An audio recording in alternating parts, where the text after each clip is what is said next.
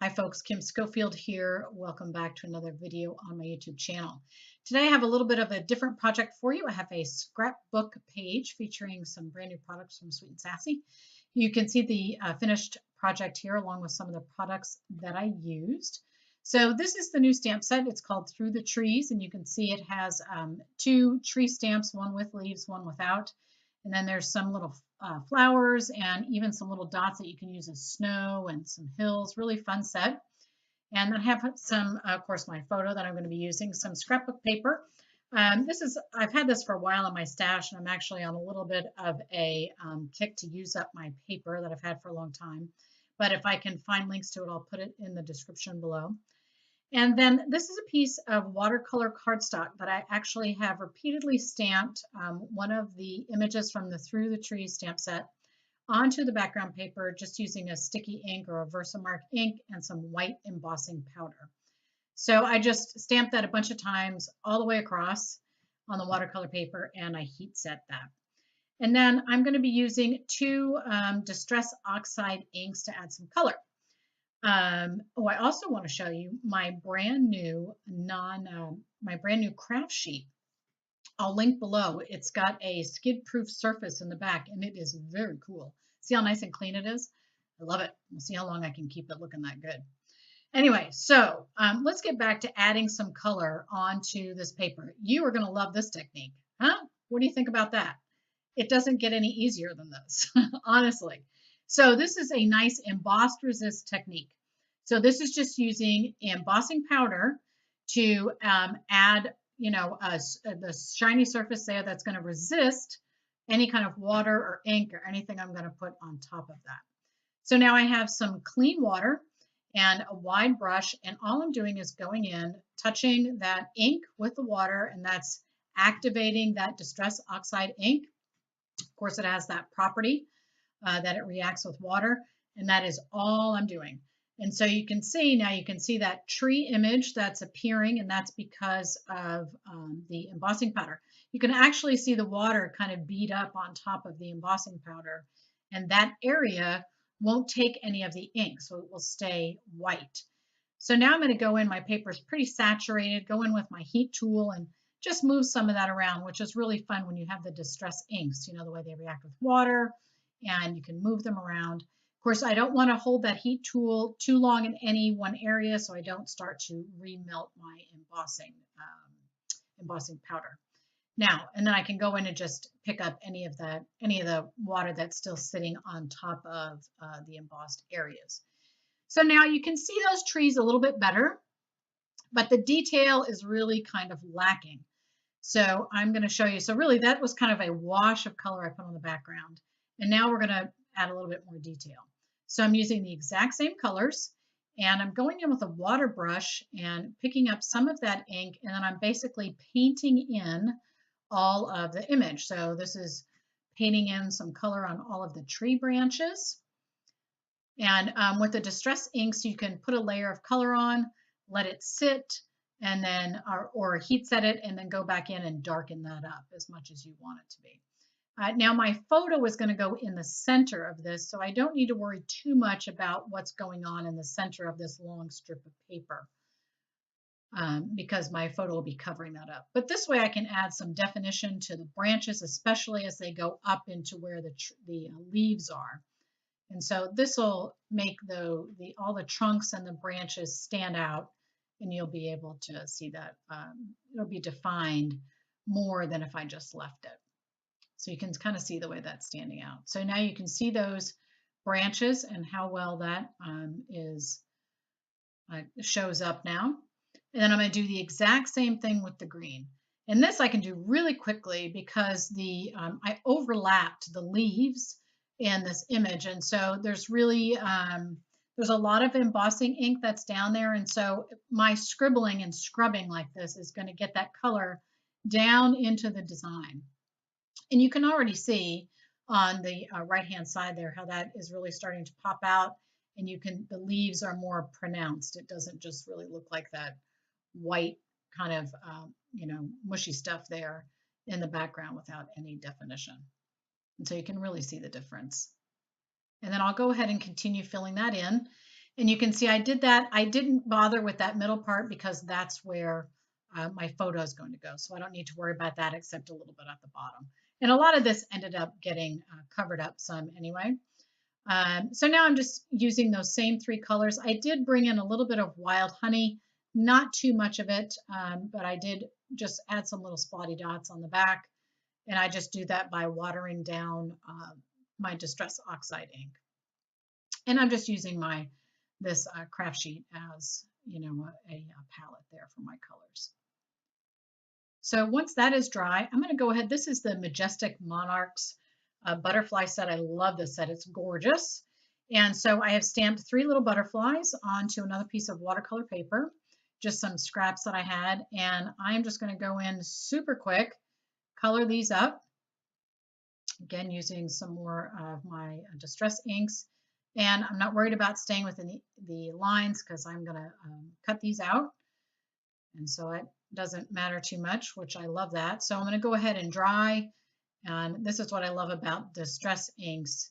You can add more color, but then when you add the more color on top, it kind of reacts with the color that's already down on the paper because it re-wets when you add the water. So you get these really beautiful textures that go on in the background. I love it. So just adding, and I'm really just looking to build up some color. And so you can do this type of technique with any stamp that you have, with any distress inks. This works with the regular distress inks or with the oxides. There are probably other dye inks too that might have probably not exactly the same properties as distress inks, but they might have similar ones. And you could certainly do the same coloring technique. So now I've cut out my butterflies, but I really want to match this color that I have in these butterflies from the paper. So I just have some Prismacolor pencils, and these are some good earthy tones. And so these are watercolor pencils, so they will react with water. So I'm just going in and coloring this up with a deeper green. The butterfly there, that's from the paper pack that I had, or the designer paper that I had, is kind of an olive green. So I kind of mixed a deeper green, some yellows and some browns, and I was able to match that color a little bit better. So you can see those now, very different. I had a few little highlights with a gel pen, and of course one around the edges with my gathered twigs. And so now they match much better than before. So now I am going to add this frame, and I have, this is from I think it's Blue Fern Studios. I will link to this, and I'm going to be putting this behind my trees. So it's going to be kind of a frame for the trees and where my photo is going to sit. And I got this new product from Finnabar. It's not new, it's new to me. This is a rust paste, and this stuff is so cool. Oh my goodness, I love it. So it's basically 3 different colors of kind of like a modeling paste, but they have different textures. So this dark brown like this is very thick, and almost, you can kind of see it there on the palette knife, it almost falls apart. You almost want to think, is this drying out? You know, it almost seems like it's drying out, but it's not. It's supposed to be that way. And then there's kind of the more coppery color, and then a yellow color, and those they have like sand in them, or something that's gritty. And so but one is very, very thick. This brown is real thick, and then the other 2 colors are a little thinner. And man, this stuff, at first I thought, well, okay, it's kind of interesting. What's it really going to do? But when it completely dried, it so much looks like rust and feels like rust. It's crazy. It's really bizarre. It's a very, very cool product. So I just got this a few weeks ago, and this is the first time I've had to play with it. And so you start by adding this layer of brown, and then you come back with this kind of orangey, rusty copper color, and then you can come back with some yellow. And so I'm not doing the entire thing because part of my frame isn't going to show, and so that's why I'm not covering the entire thing. So I did all 3 colors, and then I heat set it, which seemed to work out just fine. So I heat set those 2 colors and then came back in with the yellow. And I'm sorry I have this a little bit off frame there. I'm still kind of playing around with the spacing with my new craft mat to try to make sure I get a clean background surface so you can see everything a little bit better. And so it's really as easy as just putting it on with your craft knife. Of course, make sure you clean everything off. But look at this. I wish you could feel it too. It's just got this amazing texture and it looks awesome when it's completely dry. Just, it really looks like a piece of rusted metal instead of a piece of cardboard. Very fun stuff. All right. So I have most of my elements that I want to use. I have a tag. I tore one of the papers in half there and kind of did the same thing on my tree background. And then I have some of these elements that I cut out from the designer paper. And I'm just going to add a little bit. This is a typewriter text background stamp. Very, very, just barely putting some of that down. You can almost barely see it. And this is just because it's just going to be a little design element in my background. So I wanted to add a little bit to that because I'm not going to be, you could use this as a journaling card, but I'm not going to use it that way. So, and then I'm using some of the wetland grass stamps too, just to add a little bit of design onto this little card that I have. And don't worry about the butterfly being upside down. It's just because you're only going to see the right side of this little card. So just a little bit on there, just a little design. Add something onto that piece. Personalizes it a little bit more to do that.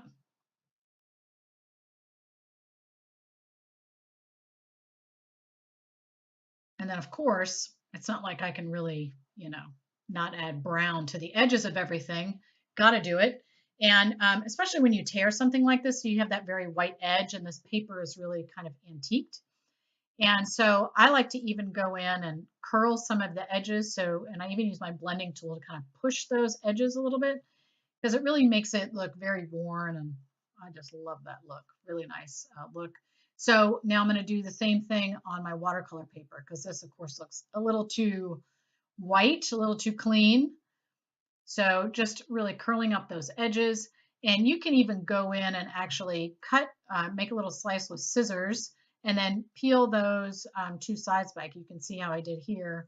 And again, that gives it that worn look. And then when you go over with your blending tool, you really press down and mush that color in. It kind of makes it look like your pages are a little torn and worn like that. If you're into that kind of thing, which I am. So look at that. So much better with the brown. I just love it. And of course, I have to do that to everything now. And these are just little elements that I'm going to be using to create layers on the scrapbook page. So I'm just inking up those edges and of course doing the same thing on my tag. These are some fun tags I got from Donna Downey. They're perforated and you kind of create two parts there. And then this is just a little piece that was in the designer paper that I just cut out just to use as a little design piece. And then I thought to myself, hey, you know what? I should add a little bit something onto here. So I went ahead and grabbed my typewriter text again and added just a little bit of that text onto the tag. So now I have my pieces. I did put my photo mounted on here on a piece of paper. This is really pretty papers from Joggles. These are kind of, I think they're a handmade paper. They're beautiful. They have some really, this one had some gold threads in it. So I'll include a link to that. And I am just about ready to put my page together here. So of course I'll go ahead and glue everything down using my big giant, this is for serious crafters, get the big giant glue gun. And so now once I have all of my pieces, I typically like to lay them all out and then take a picture of everything so I don't forget where everything is going, where I want to put everything. And then I can go back in and just glue, remove everything and glue everything down. So I am using glossy accents because I want a really good seal here, and glossy accents adheres stuff to your page really quickly. So I like that. It dries really fast. You do have to be careful because, glossy accents, sometimes that glue can, if it seeps out, it will be glossy. Oh, and I found my little number 7 that I used was lost back there, stuck onto my trees. So I am using some foam tape because I'm going over a dimensional area. So I want to make sure that everything is on kind of is level. So I'll use little glossy accents just to hold the piece onto the frame and then some foam tape everywhere else. So there are my nice trees. And then my photo will go on top. And I probably, I do like that extra paper back there, but I feel like I covered up a little too much of my trees, but that's all right. You still get a good view of them there off the right-hand side. And again, so just bringing in my papers, adding, that just adds some more layers and more visual interest to everything. And then the tag, I kind of cut the bottom and the top so it looks like one gigantic tag there.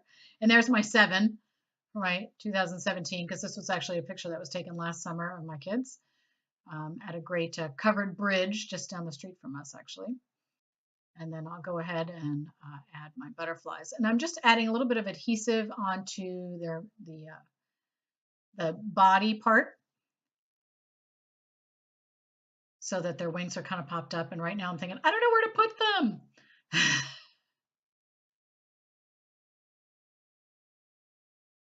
See, I'm still deciding. I think I had to stop the camera and go back and think about it some more. And so it's up on the top there. You can't see it, but it's there. And then I have some of these this is from Tim Holtz, these little kind of word blocks on a really heavy chipboard kind of thing. I really like them. Pre-printed like this. And so just go ahead and attach those down with my glossy accents. And that finishes up my scrapbook page. So try the Emboss Resist. Here's a good shot of it. You can use this on cards or scrapbook page. You can create your own background designer papers. There's that other butterfly. Thanks so much for joining me today. Head on over to my blog for more photos and to the Sweet and Sassy blog for where to buy the products. Check the description below. Thanks so much. Happy crafting.